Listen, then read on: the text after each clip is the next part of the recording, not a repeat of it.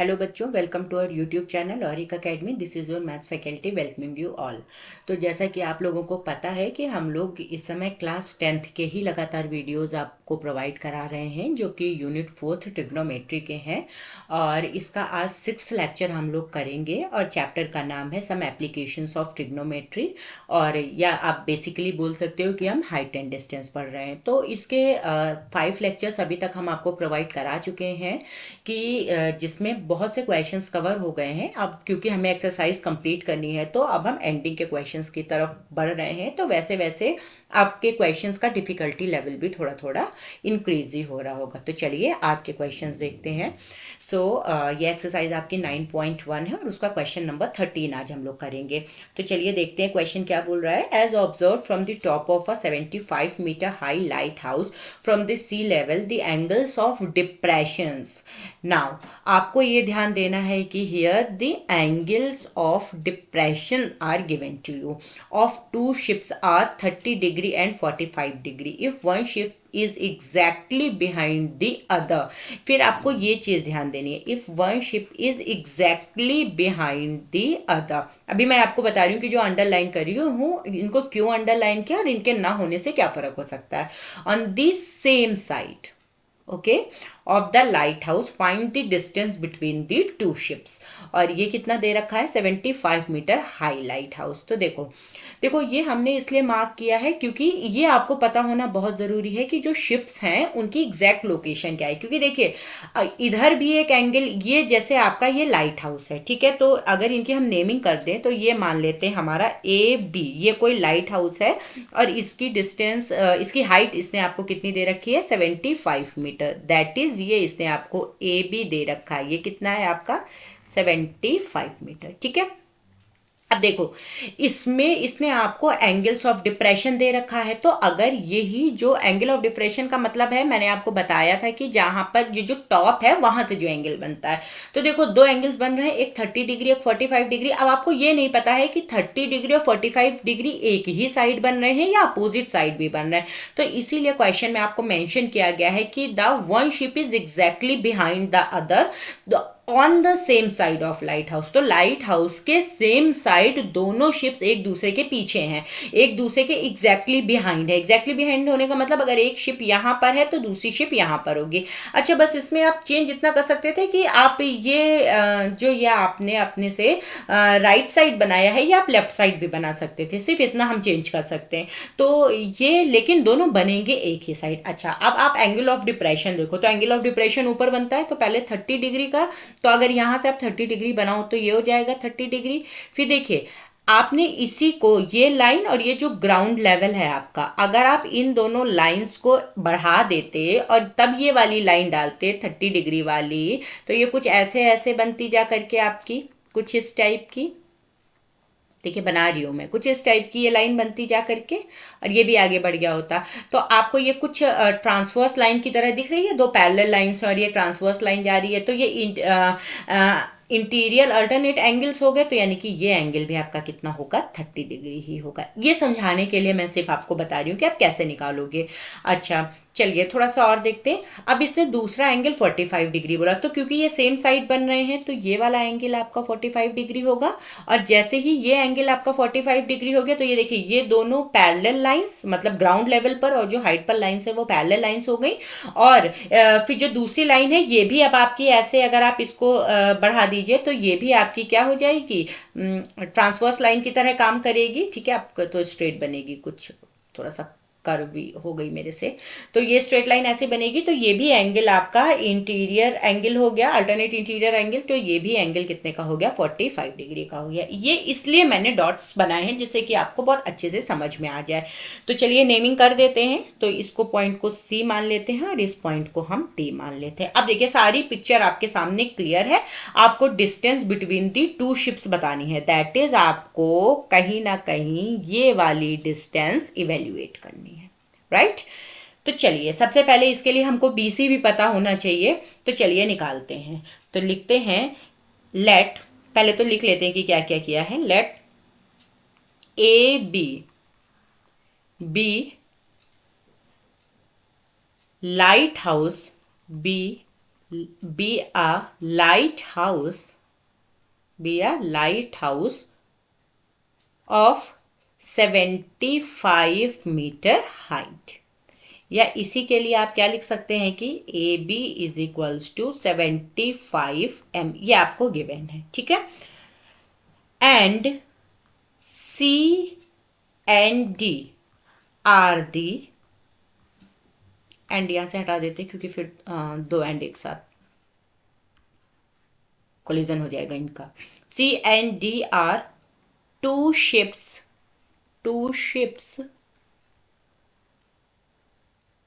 exactly behind the other on the same side, और किसके same side? Of the light house, right, of the light house. इतना लिख लिया। अब चलिए एक ट्राइंगल लेके चलते हैं। तो इन राइट एंगल ट्राइंगल, कौन सा? ए बी सी में चलिए देखते हैं। राइट एंगल आप लिख लीजिएगा, मैंने नहीं लिखा। तो जब आप ए बी सी देखोगे तो ए बी सी ये छोटा वाला ट्राइंगल हो गया। तो यहाँ पर देखो हम क्या लगा सकते हैं, tan 45 degree is equals to क्या होता है? Perpendicular upon base. तो ये हमारा क्या बन गया? परपेंडिकुलर बन गया। और ये 90 डिग्री हो गया, ये परपेंडिकुलर बन गया, ये हमारा क्या बन गया? बेस बन गया।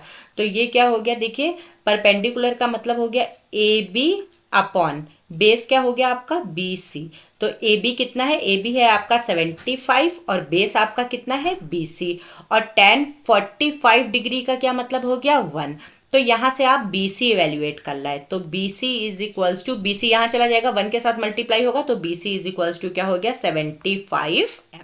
तो अब आपके पास ये डिस्टेंस निकल आई, ये जो बी सी है आपकी, ये ठीक है ना, इतनी, ये आपकी कितनी हो गई? यहाँ से यहाँ तक ये आपकी निकल आई 75 m, ठीक है। अब हमको क्या करना है? हम दूसरा वाला लेके चलते हैं। तो चलिए दूसरा ट्राइंगल देखते हैं। तो देखिए ये सारी पिक्चर है। अब अगर हम ट्राइंगल लेते हैं इन राइट एंगल ट्राइंगल, कौन सा? ए बी डी, ठीक है, ये 90 डिग्री है। अगर आप ए बी डी लेते हो तो इसमें आप क्या लगा सकते हो? tan 30 degree is equals to, यहां से क्या लग जाएगा? देखिए, परपेंडिकुलर अपॉन बेस, तो perpendicular is again A B and now your base is B D, ठीक। अब देखो बी डी को क्या लिख सकते हैं? बी डी क्या है? B C plus C D है। बी डी क्या है? B C plus C D है, ठीक है, 2 पार्ट्स में डिवाइड है। और बी सी आपका कितना है? तो यहाँ से ए बी, यहाँ से देखो ए बी कितना था आपके पास? 75, और अपॉन बी सी आपका कितना है? 75, तो 75 लिख दिया, और प्लस सी डी को सी डी ही लिख दिया, ठीक है। tan 30 डिग्री की भी वैल्यू हमको पता है कितनी होती है? 1/√3, 1/√3, और यहाँ से हो गया 75/75 plus C D.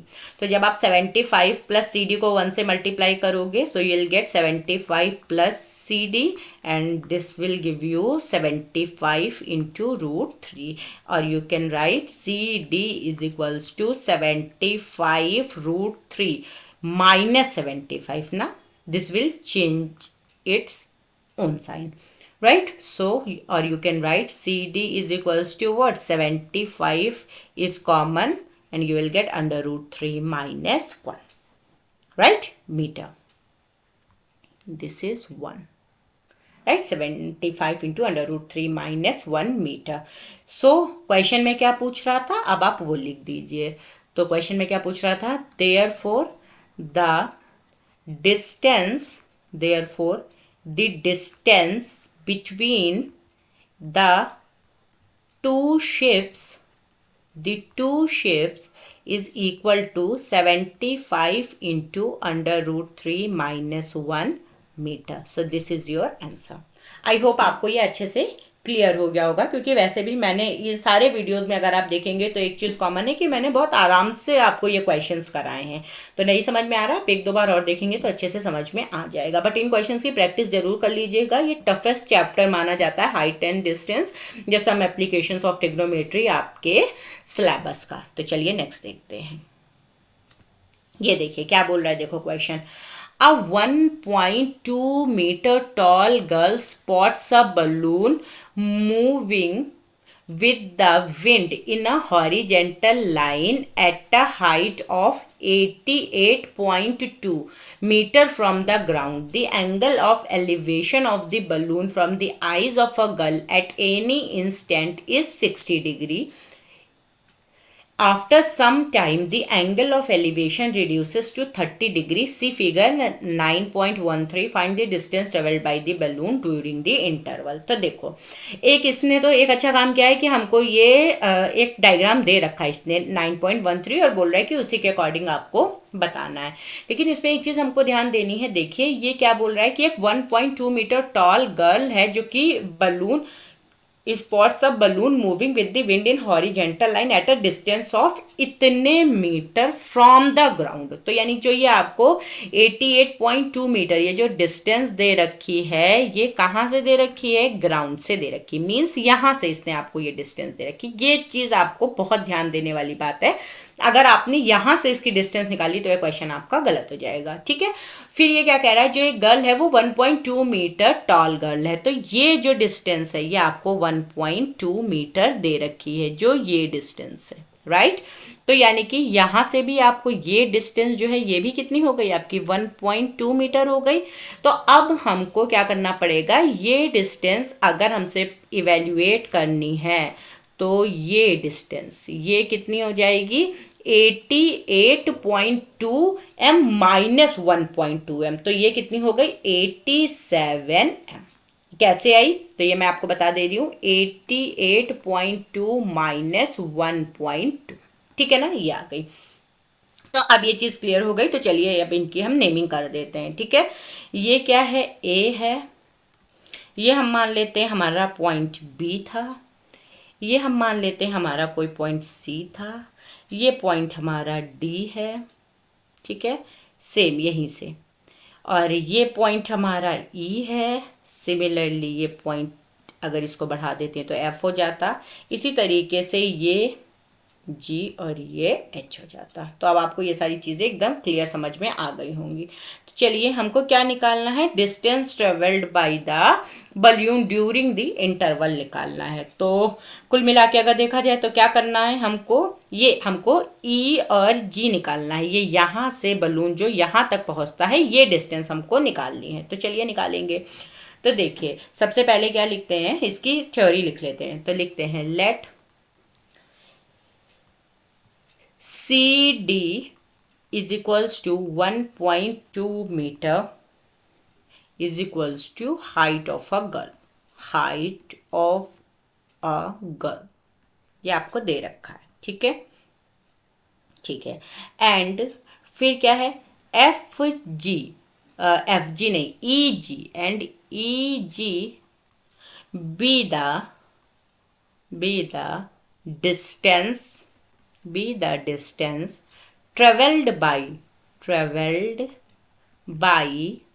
the balloon, ठीक है, during the interval,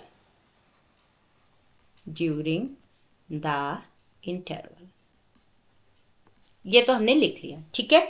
चलिए अब निकालते हैं कि इन right angle triangle A C E में, ठीक है, ये जो छोटा वाला है ए सी ई में निकालते हैं। तो चलिए देखते हैं। तो इसमें देखो क्या हो जाएगा, tan 60 degree is equals to, देखो ये बड़ा वाला है ना, एंगल तो बड़ा वाला है। यहाँ पे देखो ये जो मैंने ग्रीन से कर रही हूँ ये वाला हमने ट्राइंगल ले रखा है, ये वाला, ठीक है, ये वाला पूरा है ना, ये वाला। तो इसमें देखो ये tan 60 degree is equals to क्या आ जाएगा, परपेंडिकुलर अपॉन बेस। तो परपेंडिकुलर कितना है, ए ई है हमारा, और अपॉन बेस कितना है, सी ई है, ठीक है ना। तो ए ई कितना है, देखो ए ई और बी जी एक दूसरे के बराबर है, तो यहाँ पे लिख लेते हैं since A E is equals to B G, और ये कितना आया आपका 87 मीटर। मैं आपको बता चुकी हूँ कैसे आया, तो यहाँ पे डाल देते हैं। तो ए ई तो हमको पता चल गया कितना है 87, और अपॉन सी ई हमको पता नहीं है, तो हमने क्या किया सी ई ऐसे ही लिख दिया। तो जब आप अब यहाँ से फाइनली कैलकुलेट करोगे तो आपको यहाँ से मिल जाएगा tan 60 डिग्री। tan 60 डिग्री का मतलब कितना हो गया, √3 इज इक्वल्स टू 87 अपॉन सी ई लिख सकते हो, या यहीं से आप सी ई की वैल्यू लिख सकते हो। ये यहाँ मल्टीप्लाई होगा तो ये √3 नीचे आ जाएगा, तो ये आ गया 87 अपॉन √3। और फिर मैंने आपको ये भी बताया कि जब अपॉन में √3 आएगा या कोई भी नंबर आएगा तो आपको क्या करना है, उसी नंबर से मल्टीप्लाई और डिवाइड कर देना है। तो ये कितना आ गया 87√3 अपॉन 3। तो 3 से कैंसिल हो रहा है, क्या देखिए 3 2 ज़ा 6 एंड यहाँ पे आ गया तो ये 9 आ गया। तो यहाँ से आपको क्या मिल गया, this implies C E is equals to what 29√3। तो ये जो वैल्यू सी ई थी ये आपको कितनी मिल गई है, 29√3 मिल गई है। तो चलिए अब देखते हैं नेक्स्ट कि हमको आगे क्या करना है, और इतने क्या है मीटर है, ठीक है। तो एक चीज़ हमको पता चल गई। अब चलिए नेक्स्ट करते हैं। फिर तो यहाँ पे आपको ये सी ई पता है, ये तो इसका काम खत्म हो गया क्योंकि ये हमको 87 पता थी, ठीक है। अब लिखते हैं इन राइट एंगल ट्राइंगल, कौन सा आप लेंगे, बी सी जी, बी सी जी में। तो चलिए देखिए यहाँ पे क्या है 30 डिग्री दे रखा है, तो हम लगा लेते हैं tan 30 degree is equals to again perpendicular upon base. तो परपेंडिकुलर आपका कितना है बी जी अपॉन बेस, अब आपका कितना है ये पूरा सी जी, ठीक है ना, समझ में आया, सी जी। तो देखो बी जी तो आपको पता है कितना है 87 अपॉन सी जी, आप क्या लिखोगे, देखो सी जी को हम लिख सकते हैं सी ई और प्लस ई जी लिख सकते हो आप, और सी ई आपको पता है कितना है 87 अपॉन 29√3 प्लस ई जी, और बेसिकली हमको ई जी ही फाइंड करना था। और tan 30 डिग्री की वैल्यू कितनी होती है 1 अपॉन √3। तो यहाँ से कितना आ गया आपके पास 87 अपॉन 29√3 प्लस ई जी, ठीक है। तो यहाँ से देखो क्या हो गया, this implies 29√3 plus E G is equals to, देखो क्रॉस मल्टीप्लाई कर रहे हैं इसको इससे, तो यहाँ से कितना आ गया 87√3। तो यहाँ से क्या हो जाएगा ई जी इज इक्वल्स टू 29 को दूसरी तरफ भेज दीजिए, so it will become 87√3 minus 29√3। अब देखो दोनों में √3 कॉमन है, तो ई जी इज इक्वल्स टू कितना हो गया, यहाँ पे √3 आप कॉमन ले लो तो ये हो गया 87 माइनस 29। तो जब आप 87 से 29 सब्ट्रैक्ट करोगे तो ये आपको कितना मिल जाएगा 58। तो ये 58√3 मीटर। तो अब आपसे क्वेश्चन में क्या पूछा है बस वही लिख देते हैं कि therefore the distance traveled by the balloon during the interval is equals to कितनी है 58√3 metre. So this is your required answer. तो आई होप आपको ये अच्छे से समझ में आया होगा। तो गाइज हमारे चैनल का मोटो है कि आपको जो भी टफ टॉपिक है उसको इजी से इजी बना के समझाना और आपके दिमाग से मैथ्स का फियर निकालना। तो आई होप अभी तक जितना मैंने आपको समझाया होगा उससे आपको मैथ्स का फियर नहीं आया होगा, आपको समझ में आ रहा होगा कि अगर मैं इसको slowly steadily maths continuously maths पढ़ूं तो मैथ्स मेरे लिए कोई बहुत बड़ा फियर नहीं है, मैं अपने फियर को कॉन्कर कर सकता हूं या कर सकती हूं, राइट।